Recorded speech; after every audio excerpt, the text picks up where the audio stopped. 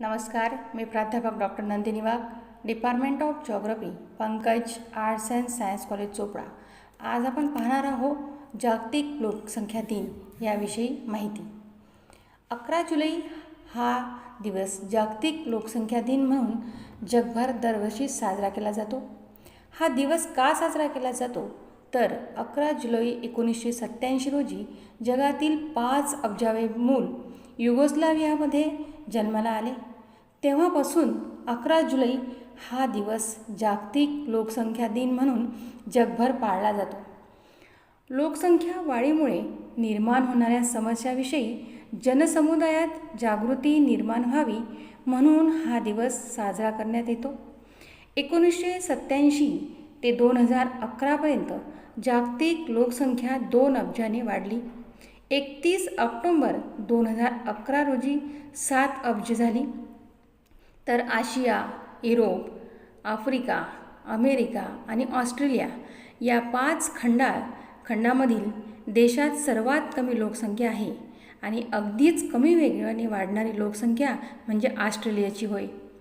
जगाच्या एकूण लोकसंख्येपैकी 60% लोकसंख्या आशियामध्ये आहे, कारण चीन व भारत हे पहिल्या 2 क्रमांकाचे देश आशिया खंडातच आहे. अमेरिकेचे क्षेत्रफळ भारताच्या तिप्पट आहे, परंतु लोकसंख्या मात्र भारताच्या लोकसंख्येच्या 25% आहे, म्हणजे 30 कोटी. तर 21व्या शतकात आशिया हा सर्वात जास्त लोकसंख्येचा खंड राहील, कारण जगाची लोकसंख्या जर पाहिली सुरुवातीपासून तर 1804मध्ये 1 अब्ज, 1927मध्ये 2 अब्ज, 1959मध्ये 3 अब्ज, 1974मध्ये 4 अब्ज, 1987मध्ये 5 अब्ज आणि 1999मध्ये 6 अब्ज, तर 2011मध्ये 7 अब्ज एवढी झाली. एवढी वाढ झालेली दिसून येते. यावरून स्पष्ट होते की 20व्या शतकात झालेली प्रचंड वाढ ही क्रांतिकारक वाढ होय किंवा एक प्रकारची क्रांतिकारक घटनाच होय.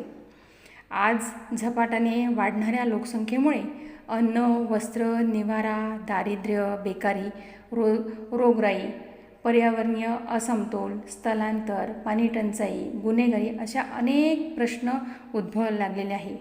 आणि सर्वात महत्त्वाचे म्हणजे देशाच्या प्रगतीमध्ये किंवा देशाच्या विकासाला मोठा अडथळा निर्माण होत आहे.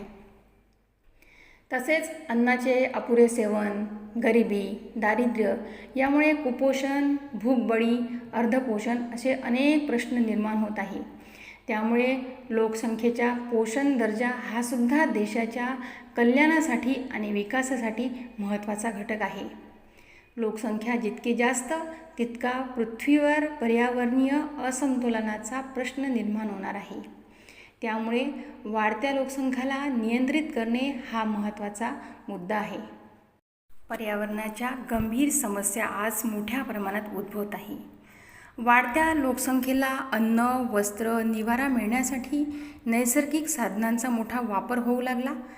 औद्योगिकरण, खाणी, शेती, शहरे, धरणे, रस्ते, रेल्वे इत्यादी अनेक उपयोगासाठी मोठ्या प्रमाणावर जंगलतोड झालेली आहे. आजही याच कारणासाठी वन्यजीवांचा मोठ्या प्रमाणात ऱ्हास होत आहे, नष्ट होत आहेत, हे आपल्याला दिसून येत आहे.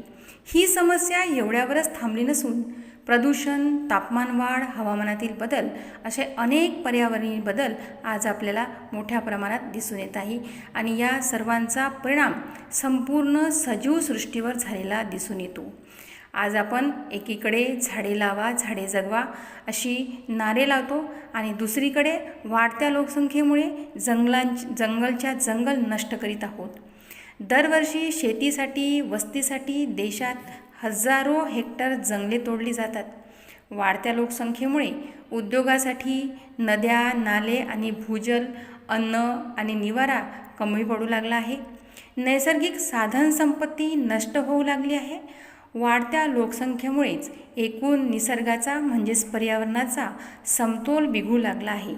निसर्ग आणि पर्यावरण टिकवायचे असेल तर लोकसंख्या कमी करणे हाच यावरती सर्वात महत्त्वाचा उपाय आहे. त्यानंतर अनेक समस्या, पर्यावरणीय समस्या याच्या व्यतिरिक्तही अनेक समस्या आज लोकसंख्येमुळे निर्माण झालेल्या आहे. त्यामध्ये मुख्य समस्या म्हणजे बेरोजगारी, आरोग्याच्या अपुऱ्या सोयी, आधुनिकीकरण, औद्योगिकरण, शहरीकरण या 3 प्रमुख कारणामुळे स्थलांतर मोठ्या प्रमाणात होत आहे आणि स्थलांतरामुळे शहरी लोकसंख्यामध्ये मोठ्या प्रमाणात वाढ होत आहे. शहरामध्ये मोठ्या प्रमाणात झोपडपट्ट्या देखील वाढत आहे.